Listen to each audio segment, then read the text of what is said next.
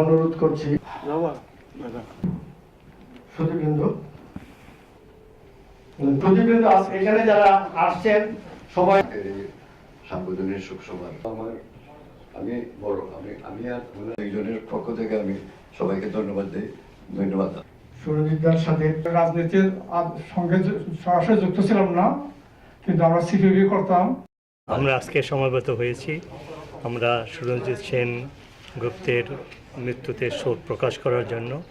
তিনি বাংলাদেশের একজন মুক্তিযোদ্ধা, একজন গণতান্ত্রিক আন্দোলনের নেতা, তিনি একজন পার্লামেন্টারিয়ান, অভিজ্ঞ পার্লামেন্টারিয়ান। আমরা তাকে হারিয়ে জাতি ক্ষতিগ্রস্ত হয়েছে।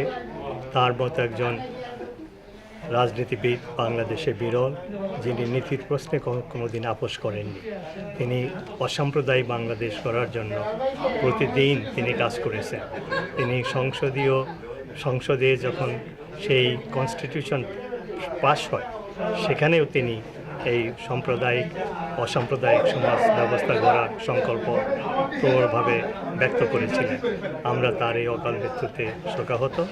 আমরা তার আত্মার শান্তি কামনা করি এবং ওনার যে চারিত্রিক বৈশিষ্ট্য, সেগুলো বিষয়ে আমাদের গবেষণা করা উচিত, নতুন প্রজন্মকে জানানো উচিত।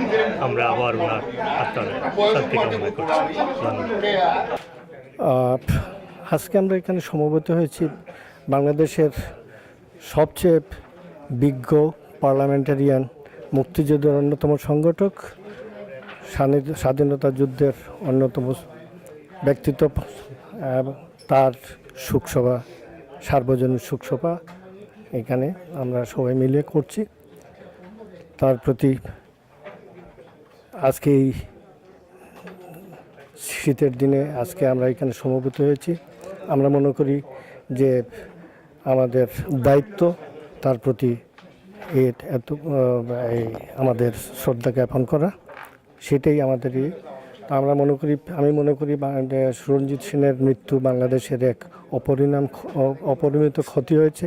তার মতো একজন বিজ্ঞ পার্লামেন্টারিয়ান এবং মুক্তিযুদ্ধের সংগঠন এবং সাম্প্রদায়িক ব্যক্তির আজকের দিনে আমাদের এই ক্ষতিটা পূরণ হবার নয়। তো আমি তার আত্মার সদ্গতি কামনা করছি। সুরঞ্জিত দা আজ কয়েকদিন হলো প্রয়াত হয়েছেন। তার সম্পর্কে নানা পত্রিকায় নানা রকম গুণাগুণ গেয়ে নানা প্রবন্ধ প্ররচিত হয়েছে। আমার একটি প্রতিবেদনের আপনার শিরোনামটি পছন্দ হয়েছে, যে তিনি একজন দক্ষ পার্লামেন্টারি শুধু ছিলেন না, তিনি ছিলেন একজন রাজনীতির কবি। এই যে অভিধা, এটা আমার কাছে সম্ভব ভালো লেগেছে। এবং বলা হয়েছে তিনি তারা রাজনৈতিক জীবনে মানুষের অন্তরের মধ্যে পৌঁছতে পেরেছিলেন। এবং এই জন্য দেখা যায় আওয়ামী লীগে থেকে যেমন করে তিনি সংসদে গিয়েছেন, একেবারে নেহাত ছোট দল করেও, একতা পার্টি থেকে, গণতন্ত্রী পার্টি থেকে, এবং প্রথম যখন তিনি সংসদে এলেন ন্যাশনাল আওয়ামী পার্টির মতো একটি পার্টি থেকে, যখন অন্য কোনো পার্টির থেকে আর কেউ যায়, তখন তিনি সঞ্জয় সেনবাবু ছিলেন একজন রাজনীতিবিদ এবং 7 বারের যে সংসদের সদস্য ছিল।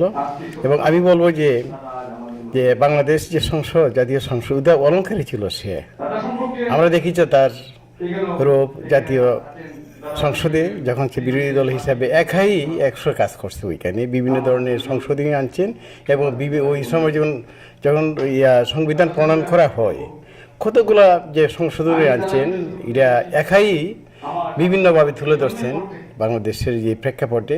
যাই হোক, আমরা এমন একজন লোকরা আজকে হারালাম আর কি। আজকে যে শূন্যতা সৃষ্টি হয়েছে, এটা পূরণ করা খুব আর কি কষ্টসাধ্য। জানি না কবে এই ধরনের পার্লামেন্টের আবে নেক্সটে আসবে। ধন্যবাদ। Thank you. দীর্ঘদিন যাবৎ সুরঞ্জিত বাবুর সাথে আমরা একসাথে রাজনীতি করেছি। উনি যখন নেপে ছিলেন তখন আমরা নেপে ছিলাম, তারপরে গণতান্ত্রিক পার্টি, একসাথে আমরা পার্টি করেছি।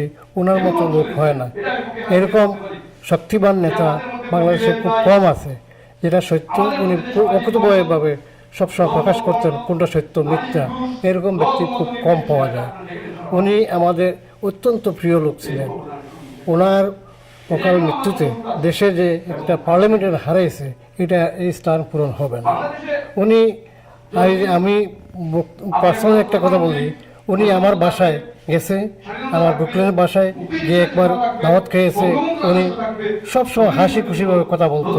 দেখলে এই নজমুল কেমন আছো, তোমার ছেলেমেয়েরা কেমন আছে, সবসময় জিজ্ঞেস করতো। এরকম নেতা খুব কম পাওয়া যায়। দেশে যখন আমি গেছি তখনও উনি একবার মিটিং করতেছে এই আম্বরগাঁওতে, আমি গেছি দেখি এই নজমুল কবে কবে কবে আসতো দেশ থেকে, আমেরিকার থেকে। এইরকম অনেক মানুষ খুব কম আছে। আমি তার রুহের মাগফিরাত কামনা করি এবং শোক সন্তপ্ত পরিবারের প্রতি সমবেদনা জ্ঞাপন করি। ধন্যবাদ।